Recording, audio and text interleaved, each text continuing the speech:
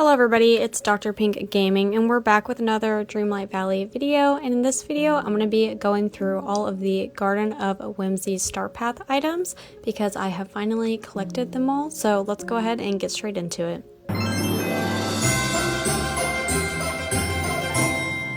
So along with the last update, we got the Garden of Whimsy Star Path, and I've really enjoyed all the items in this Star Path. I think they're pretty unique, but I also really enjoyed all the Star Path duties because the last Star Path was a bit of a grind and towards the end it was kind of hard to finish, but to be honest, these ones were pretty easy. And we do have 30 days left, so if you haven't started, you could if you were still interested, and if you've only done a little bit, I think there's definitely enough time to get the rest of the items. So here I have majority of the Star Path furniture items laid out for us, and let's go ahead and start with the biggest items first, starting with this blooming gazebo. I really enjoy a gazebo. I think it's an easy item to build decor around in parts of your valley, and this one's really unique because usually we get gazebos pretty commonly, but they're just different colors, but this one definitely adds extra flair with its fairy core type, and it does light up, which looks really great. And you can put some items underneath it as long as they're not too tall. So I went ahead and placed these in here to take a look.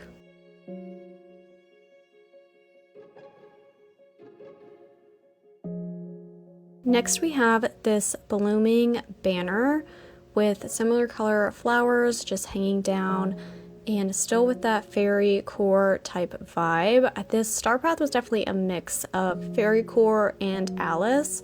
This also has some lights to match. And then another large item we got was this teacup fountain, and I really like this teacup fountain. It's very unique. You can't interact with it. It just flows the water as is, and I'm loving the addition of the sugar cubes underneath it. I just think that's a really nice touch.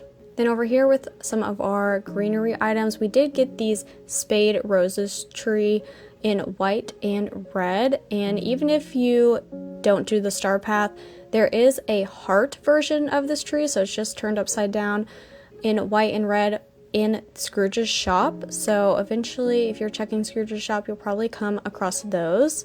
Along with our more greenery type items, we did get this whimsical wheelbarrow with a little wooden wheelbarrow, and the flowers are in this pinkish color mostly, and I think it looks really cute. Over here I have some of our smaller furniture pieces, and we did get this fairy type looking chair in this green with the leaves, and we also got this bird feeder. Now I really like bird feeders, but I would want us to be able to attach our bird companions to them. I hope that that comes in the future, but not with this one, but I'm putting it out there to have it hopefully on the developer's radar. And then we have this acorn teacup, just a little small little item. I think it's really cute, and I did place it up on this mushroom table.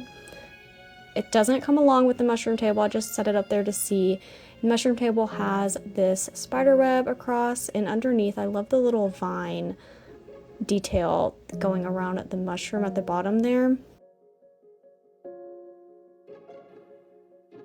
And probably our most anticipated items are going to be these singing flowers or music flowers. They look straight out of the movie and they're very unique. I did not expect this to be coming to the game. I know they did little emoji teasers and one had like a flower with a music note, but I didn't think that they would actually go this far, and they turned out amazing. The only thing I'm kind of hoping for in the future is some recolorings of like that smaller pansy flower, because there are other colors in the movie and I would kind of like a blue one and maybe a pink one in the future, hopefully in the premium shop someday. But these items are probably worth it alone to get the Star Path, and they do react to you as you kind of come around them.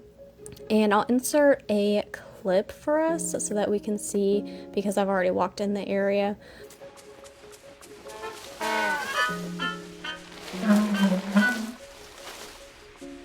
I especially think if you've gotten the Storybook Vale DLC, a lot of these items are worth it for that Evermore Teacup Falls type area because that's already designed a little bit towards Alice in Wonderland, so these items fit really well there. I am realizing that we really didn't get any indoor furniture necessarily with this update, or indoor only furniture I can say, because there's a few items that can still go indoors, but we did get a wallpaper and flooring, and we got a pink print wallpaper, but it kind of reminds me of the White Rabbit. Those look a little bit like carrots to me, and then just this uneven edging on the wall there in this purple color.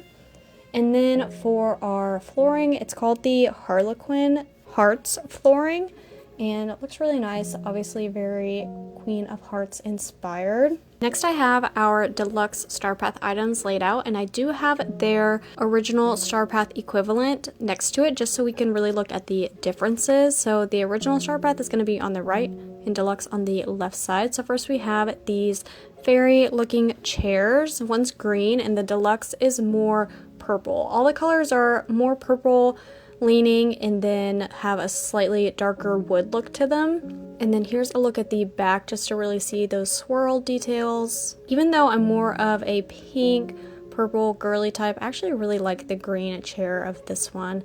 And then we have our whimsical wheelbarrows in the two different colors.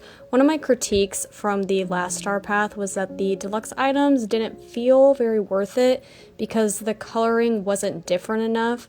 Now, even though these are not too different, I think they're different enough to feel worth it to continue on. And then here we have our two different banners. These items, out of all the deluxe, I think look the most similar and hard to maybe tell that it's a deluxe item if it didn't have the original right next to it. And then here we have both of our two gazebos. I think even having the deluxe and originals, I will probably make use out of both items. I don't even necessarily prefer either or. I mean, I think they both look great and fit in my type of style and the way that I like to decorate. I went ahead and turned it to nighttime so we can get a better look at these items lit up. And they do have a bit of like kind of fairy lights coming off of them, which I think is a really fun touch. At the end of our Star Path, we do get the garden teapot house, which is quite small, fitting the fairy aesthetic we have with these plants wrapping around it and a little window in the back. If you can see up top, there actually is a tea bag wrapped around the lid, and on the other side it has the tea bag hanging, which I think is just really nice that they take that much attention to detail. And then we have around the front, you can see the steam coming out of the spout, which is adorable. Here's a look at how big the house takes up whenever you are in furniture mode. And here's a look at it at night. You can definitely see that steam coming out easier. And then just some little lights. There's not a ton of windows on here. I do think the greenery does pop more at nighttime than it does during the day, but I do plan on making use out of this house because I have a fairy area that I'm hoping to eventually finish, so this is definitely going to be a good home for that. We also got two dream styles, a garden party dream style for Minnie, and my personal favorite is this style for Daisy. I just love how bright and pink it is. We did get some clothing of our own with this leafy fairy top, skirt, and shoes that I've been wearing.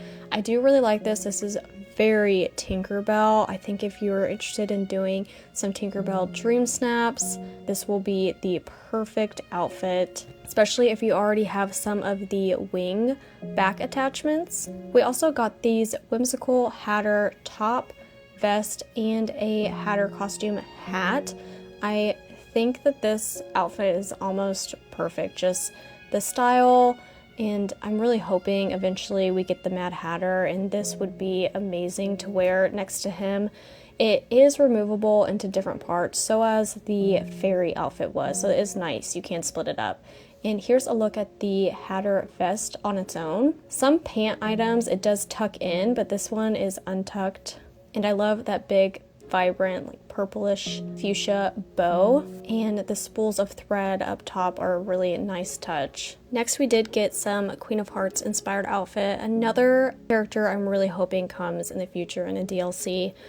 But we did get the Court of Hearts crown and gown, and this one is in the original Star Path. Here it is along with its matching parasol, and I love the way this dress moves when you walk around the valley. It's beautiful. I almost wish like we could kind of do a little video insert for our dream snaps just to see that dress move. In the deluxe version of the Star Path, we did get a different colorway, a monochrome Court of Hearts gown and a black Court of Hearts crown, and I actually prefer this colorway because I think the red roses and hearts really pop on this one, so I see myself making more use out of this. This also had a matching black parasol with it as an accessory, and I don't use the accessories much, but these are fun.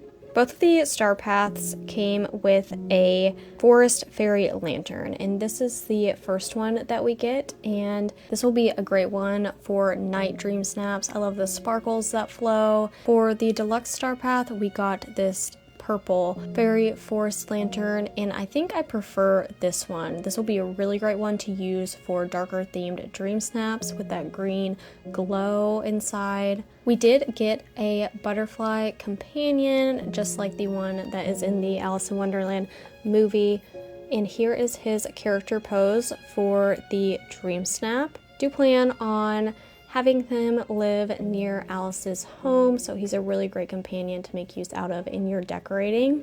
And here is his pet animation. It's just like the sunbirds we have in the Sunlit Plateau. So there you guys have it, my review of all of the Star Path items for the Garden of Whimsy Star Path. Out of all the Star Paths I've done in the past year, this is my favorite. I think overall, just for the musical flowers alone, the Star Path might be worth it because they're so unique. And we do have 30 days left, so I think that's plenty of time, especially if you've already started your Star Path.